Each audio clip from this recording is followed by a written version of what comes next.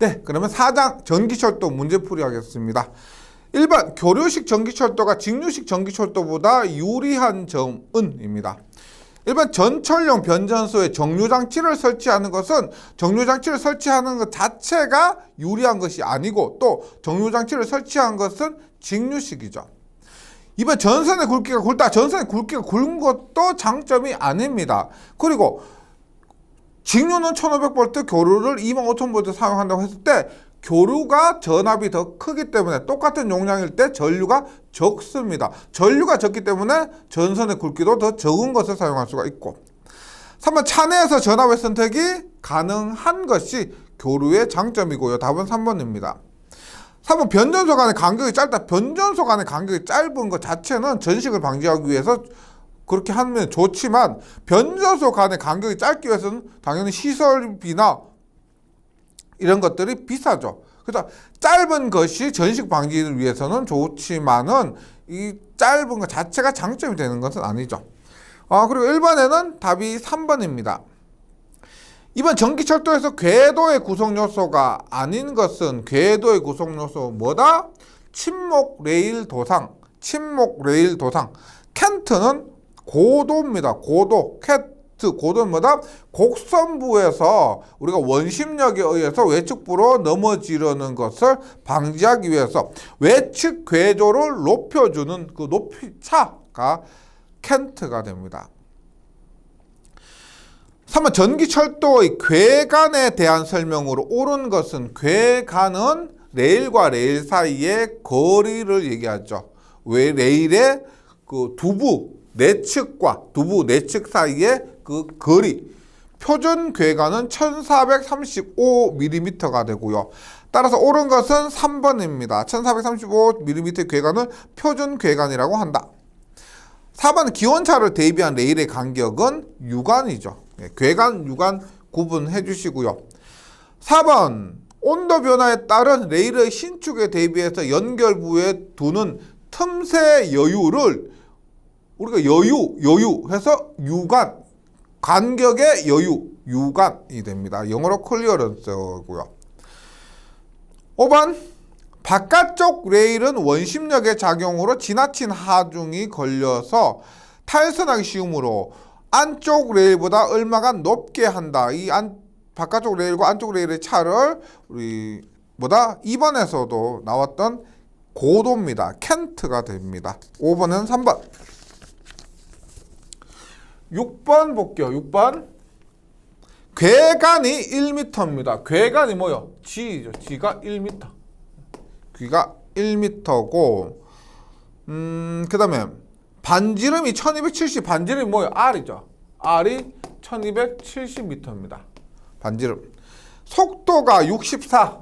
V가 64km/h일 때 고도 켄트는입니다.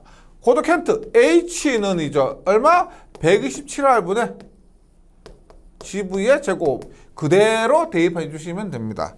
127R분의 GV 제곱인데 이때 주의하실 것이 뭐냐면 우리가 궤간이 1m라고 했는데 표준 궤간 얼마예요? 1435mm였죠. mm.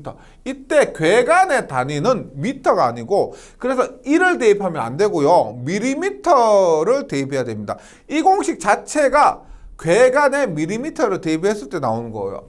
따라서 127 R은 1270 127분의 1270 분의 궤간이 얼마? 1m는 1000mm죠. 그리고 속도 64의 제곱입니다. 이렇게 하면 적당한 고도는 25.4mm 25.4mm 2.54cm 이 정도를 더 높여주라는 거죠. 7번입니다.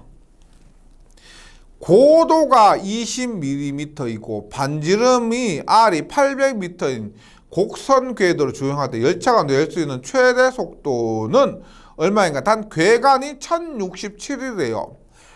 속도 우리가 이 공식에서 속도에 대해서 나타내면 V는 루트에 어떻게 돼요? 속도에 대해서 나타내면 루트에 G분의 127 RH가 됩니다. 따라서 루트에 넣고 계산하시면 되죠. 궤간이 1067이에요. 1067 분의 127 곱하기 반지름 R이 800 H 켄트죠. 고도가 20입니다. 20 이렇게 하니까 43.64km/h 43.64 따라서 7번에는 3번입니다. 43.64. 다음 8번 볼게요. 열차가 곡선 궤도를 운행할 때 차륜의 플랜저와 레일 두부 간의 측면 마찰을 피하기 위해서 내측 궤도의 궤간을 약간 넓힌다. 확대한다. 확대하는 정도다. 확도가 됩니다. 확도. 그리고 여기에 공식도 자주 나옵니다. 슬랙이죠. 슬랙, 확도 슬랙은 8R분의 L의 제곱, 8R분의 L의 제곱도 자주 나오니까 함께 기억을 해주시고요. 9번. 전차선로의 철차에 관한 설명으로 옳은 것은, 철차는 그냥 궤도를 분기하는 장치 그 자체입니다. 궤도를 분기하는 장치가 철차. 이번에 차륜을 하나의 궤도에서 다른 궤도를 유도하는 장치 하면 전철기, 궤도를 분기하는 장치라고 하면 그냥 철차. 9번에는 1번이고요. 10번. 철차의 반대쪽 궤조 측에 설치하는 궤조는 뭐요? 반대측 궤조에 왜 설치합니까? 우리가 곡선 부분 등을 이렇게 주행할 때 차륜의 탈선을 막기 위해서 설치하는 궤조가 뭐다? 호륜 궤조죠. 호륜 궤조. 답은 3번입니다. 11번. 복진 방지 방법으로 적당하지 않는 것은, 복진 방지가 뭐다? 복진 방지, 복진지요. 뭐다? 궤도가 열차의 진행 방향으로 이동하는 것을 막는 거죠. 궤도가 열차 진행 방향으로 이동하는 것을 막는 것이 복진지고 복진 방지입니다. 여러 가지가 있었는데 하여튼 우리가 궤도를 확실하게 고정을 시키는 방법이죠. 일반 레일에 임피던스 본드를 설치한다. 뭐요? 임피던스 본드 들어보셨죠? 임피던스 본드가 뭐냐면 우리가 귀선을 레일로 사용할 때 귀선 전류는 레일로 흐르게 하지만 신호선 이런 것들은 레일로 흐르지 못하도록 하는 것이, 신호 전류는 흐르지 못하도록 하는 것이 임피던스 본드고, 임피던스 본드는 안전 보강 위해서죠. 우리가 보안을 위해서 사용하는 것이지 복진 방지하고는 상관이 없습니다. 그래서 복진 방지 방법으로 철도형 못을 이용해서 침목과는 체결력 강화, 레일의 앵커 부서, 침목과 침목을 연결해서 침목의 이동을 방지하는 방법이 있습니다. 11번에 1번. 12번. 철도 차량이 운행하는 곡선부의 종류가 아닌 것은, 곡선부 간단하게 그리면 이렇게 일반 단곡선이 있고요. 그 다음에 완화곡선이 있습니다. 그 다음에 반향곡선이 있죠. 그래서 단곡선, 완화곡선, 반향곡선이 있고, 복곡선이란 뭐 이런 거죠. 이런 거. 복곡선은 없습니다. 12번에는 4번. 13번. 다음 중 전기 차량의 대차에 의한 분류가 아닌 것은, 대차, 바퀴, 차축 개수 갖고 기억하시면 된다 그랬죠. 사륜차 뭐요? 차축이 2개, 바퀴가 4개. 보기차, 차축이 4개. 그 다음에 연결차, 차체가 2개가 연결차입니다. 전동차는 뭐요? 성능에 따른 분류지 전기 차량의 대차에 의한 분류가 아닙니다. 성능에 따른 차량의 종류가 전동차가 있었고요. 전동차뿐만 아니고 성능에 따른 분류로서 전동차, 전기기관차 뭐 이런 것들, 전동차, 그 다음에 부수차 뭐 이런 것들이 있었습니다. 14번. 교류 전철 흡상변압기에서, 흡상변압기를 설치하는 목적은, 흡상변압기는 부스터 트랜스포머입니다. 부스터 트랜스포머. 뭘 흡수한다? 유도장애. 통신 유도장애를 경감하는 것이 흡상변압기를 사용한 목적이고요. 이번에 전압 강화 방지는 AT, AT 단권 변압기를 사용해서 전압 강화를 방지합니다. 14번에 3번이고요. 15번 교류식 전기철도에서 전압 불평형은 스코트 결선입니다. 유도장애 방지 흡상 변압기. 그다음에 전압 강화 방지가 단권 변압기. 그다음에 불평형 경감시키는 것이 스코트 결선입니다. 답은 4번. 16번 전기철도의 급전 방식으로 교류 급전 방식 중 AT 급전은 뭐다? 오토 트랜스포머에서 단권 변압기가 됩니다. 3번. 17번 전기 차량의 집전 장치가 아닌 것은 집전 장치는 팬터그래프, 비겔, 트롤리봉이 있다고 했죠. 복진지 뭐다? 궤도가 열차 진행 방향으로 이동하는 것을 방지하는 것이 복진지였습니다. 전기 차량의 집전 장치는 팬터그래프, 그다음에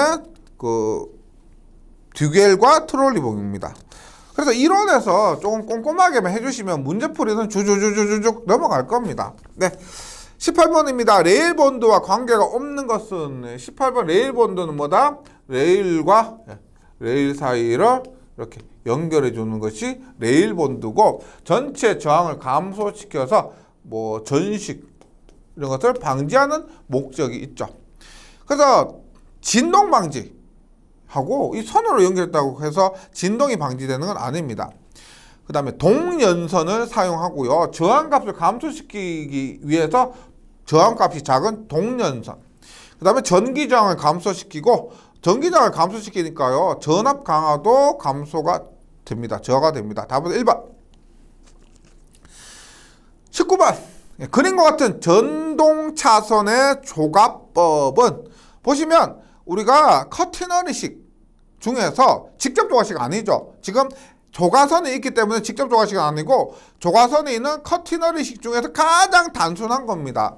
가장 단순한 커티너리식이기 때문에 단식 커티너리식이 됩니다. 답은 2번. 20번 전기철도에서 귀선의 누설 전류에 의해 전식이 일어나는 곳은 유출되는 부분이라고 했습니다. 유입이 아니고 유출되는 부분에서. 그래서 지중관로에서 전류가 유출하는 곳. 지중관로에서 전류가 유출하는 것. 궤도에서 전류가 유출하는 것보다 지중관로에서 전류가 유출하는 곳이 우리가 전식이 일반적으로 발생한다라고 합니다. 유출하는 곳인데 궤도보다 지중관로에서 유출하는. 그러니까 여기서 전식이 발생하는 문제는 지중관로에서예요. 그래서 일반적으로 전식이 발생하는 곳 하면 지중관로에서 전류가 유출하는 곳. 따라서 답은 3번입니다. 21번 전철에서 전식 방지 방법 중 전철 측 시설이 아닌 것은 전식 방지 방법이라면 전철 측이 있고 매설 관측이 있는데 그 중에서 전철 측 시설이 아닌 것은 1번 레일에 본드를 시설한다. 레일에 본드 시설하는 것 전철 측 맞고요. 2번 레일에 따라 보조기선 설치하는 것도 맞죠. 3번 변전소 간 간격을 짧게 하는 것도 맞고 4번 매설관의 표면을 절연한다. 매설관 표면을 절연하기 때문에 이것은 매설관 측의 시설입니다. 21번에는 4번. 22번 다음 중 전기철도용 변전소 간의 간격을 짧게 하는 것. 이유는 간격을 짧게 해야 저항이 감소하고 저항이 감소해야 누설 전류가 감소해서 궁극적으로 우리가 전식이 방지됩니다. 그래서 답은 3번. 전식을 위해서 이만큼 노력을 하는 거죠. 변전소 간의 간격을 짧게 하는 이유로 가장 타당한 것은 전식을 적게 하기 위해서. 전기철도에서의 전식이 굉장히 중요합니다. 자주 나오고요. 23번.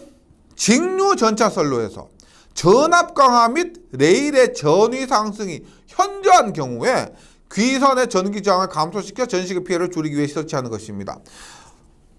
전압 강화 및 레일의 전위 상승이 현저한 너무 심하니까 보조 기선을 설치합니다. 너무 심하기 때문에 보조 기선을 설치할 수밖에 없다. 따라서 이렇게 지금 여기에서 얘기하는 것은 보조 기선이고요. 레일 본드도 전식을 방지하는 것은 맞지만 전압 강화 및 레일의 전위 상승이 현저한 경우하고는 맞지 않죠.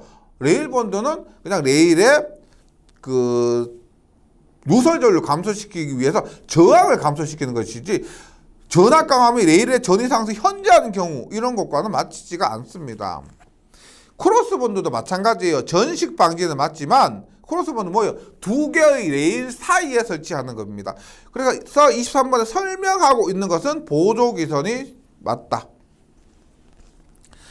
24번 전기철도에서 귀선 궤조에서의 누설 전류를 경감하는 방법과 관련이 없는 것은 귀선 궤조에서 누설 전류를 경감하는 것. 앞에서 했지만 보조 귀선 나왔고요. 크로스 본드도 맞다라고 했죠. 그 다음에 귀선의 전압 강화를 감소하는 것도 맞고, 귀선은 전극성으로 설정한다. 우리가 귀선은 일반적으로 부극성으로 설치하거나 경감하는 방법 중에서 극성을 주기적으로 바꿔주는 방법이 있습니다. 전극성으로 하는 것은 의미가 없다. 25번 전기철도에서 표정속도를 나타내는 것은, 표정속도를 나타내는 것은 우리가 표정속도라고 했을 때 분자에는 뭐가 들어가요? 분자에는 주행거리가 들어가죠. 주행거리. 그러면은 정거장의 개수 마이너스 1이라고 그랬죠. 정거장 마이너스 1 곱하기 그 정거장 간의 거리, 간격 하면 전체 주행거리가 나오고요. 분모에는 n-2t가 들어간다고 했습니다. 예. 정거장의 개수 마이너스 2 곱하기 얘는 정차시간입니다. 정차시간. t 정차시간 플러스 주행시간 t. 그래서 뭐 다른 게 문제되는 것이 없고요. 분자의 n-1, 분모의 n-2 이거 기억해 주시면 됩니다. 26번 열차 저항에 대한 설명 중 옳지 않은 것은 열차 저항입니다. 일반 주행 저항은 주행할 때 발생하는 저항이니까 차륜 내 구름 마찰, 베어링 부분의 기계적 마찰, 공기 저항 등이 있습니다. 이번 열차가 곡선 구간 달리면 곡선의 반지름에 비례하여 받는 저항을 곡선 저항이라 한다. 뭐가 틀렸어요? 곡선 저항은 곡선의 반지름의 비례가 아니고 반비례라고 했죠. 곡선 반지름이 크면 곡선 저항이 적다라고 했습니다. 그래서 옳지 않은 것은 2번입니다. 곡선 저항에 반비례하여. 3번 경사궤도로 운전 시 중력에 의해 발생. 경사를 구배라고 하죠. 구배 저항이라 하고. 3번 열차 가속 시 발생하는 저항을 가속 저항이라고 합니다.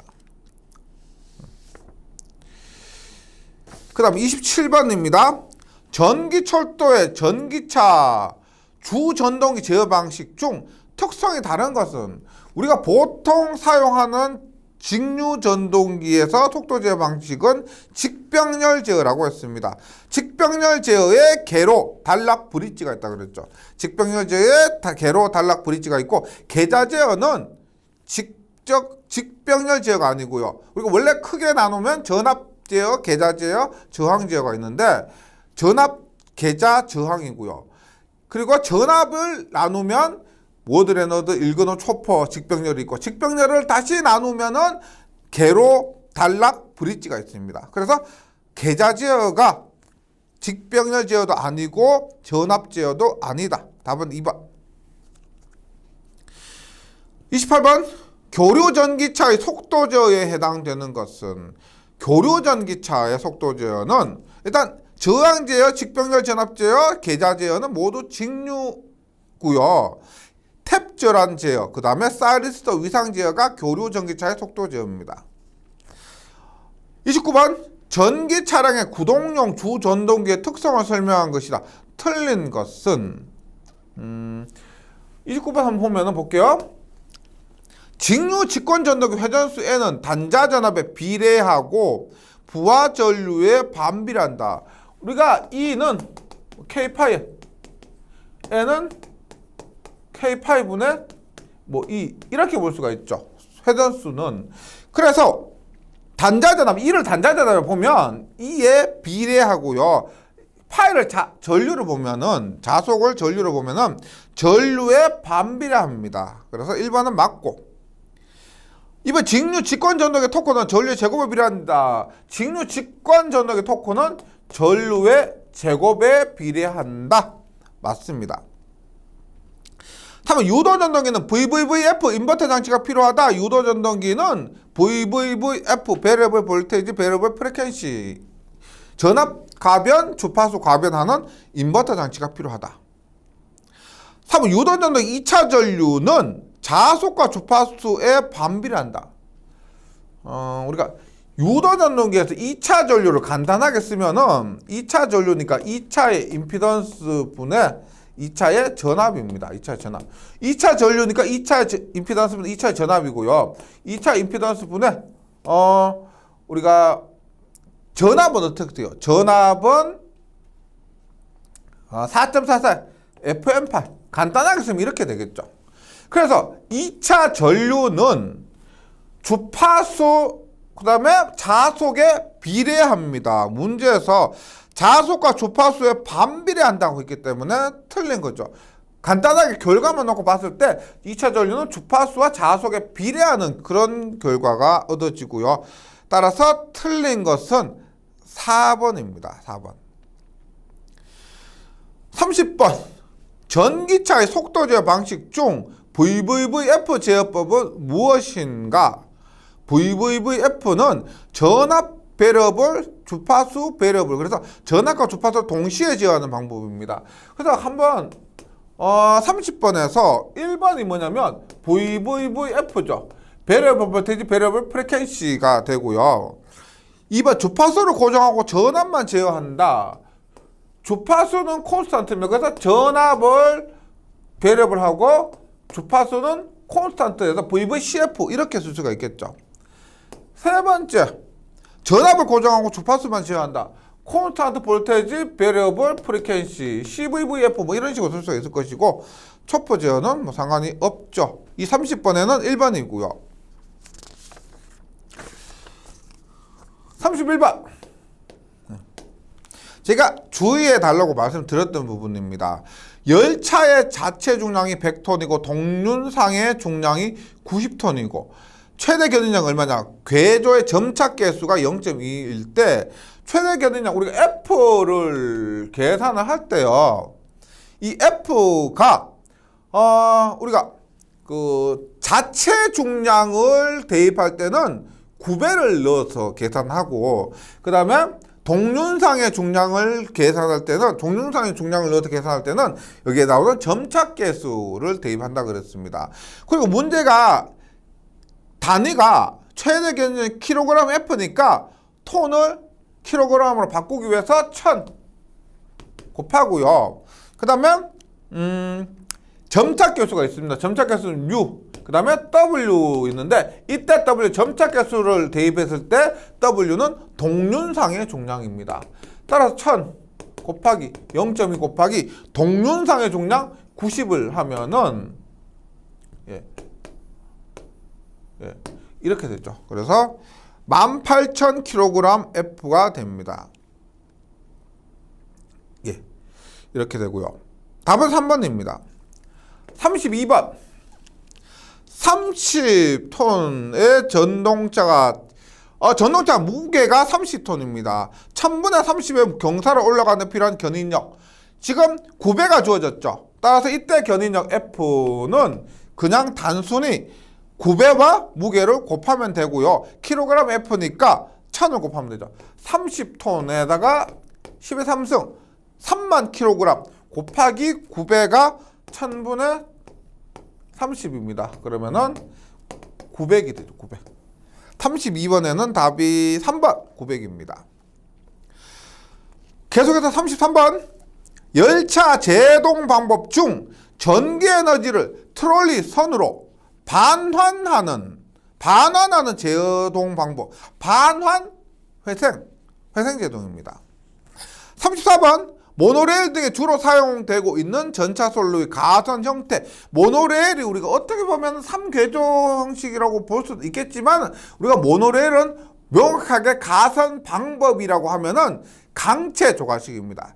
선이 아니고 강체, 금속체, 강체 복선식입니다. 강체 복선식, 강체 복선으로 양쪽에서 조가한다, 공급한다 해서 강체 복선식, 모노레일은 강체 복선식으로 숙지해 주시기 바라고요. 35번 모노레일의 특징이 아닌 것은 모노레일은 소음이 적고 승차감도 좋고 가속 감속도 크게 할 수 있는데 단위 차량의 수송력이 크다, 작다라고 했죠. 단위 차량의 수송력이 작습니다. 36번 궤조를 직류 전차선 전류의 귀로로 사용할 때, 그러니까 레일을 귀선으로 사용한다는 겁니다. 이때 폐쇄 구간의 경계로 귀로 전류가 흐르게 하여야 하는데 이와 같은 목적을 이루기 위해서 각 구간의 경계는 무엇으로 연결하는가? 임피던스 본드라고 그랬죠. 이렇게 귀로를 귀선 전류만, 귀선에 귀로 전류만 흐르도록 해야 되는 것. 그래서 귀선에 신호선이 흐르지 않도록 하는 것. 그러기 위해서 이렇게 각 구간의 경계를 임피던스 본드로 연결을 하면 됩니다. 36번에는 3번 임피던스 본드고요. 37번 지상에 레버를 설치함으로써 열차가 신호를 무시하고 군에 들어오면, 열차가 신호를 무시하고 군에 들어오면 어떻게 될까요? 서야 되겠죠. 스톱입니다. 열차에 비상 브레이크가 걸리도록 하는 장치가 ATS, 오토 트레인 스톱, 이렇게 이해하시면 됩니다. 그래서 자동 열차 정지 장치 ATS를 설치한다. 37번에는 2번입니다. 네, 여기까지 4장 전기철도였습니다. 네, 아무쪼록 이제 전기 응용 거의 절반 이상 지났으니까요. 남은 것 얼마 남지 않았습니다. 조금만 참고 계속 공부에 정진해 주셨으면 좋겠습니다. 저는 5장에서 다시 뵙도록 하겠습니다. 수고하셨습니다.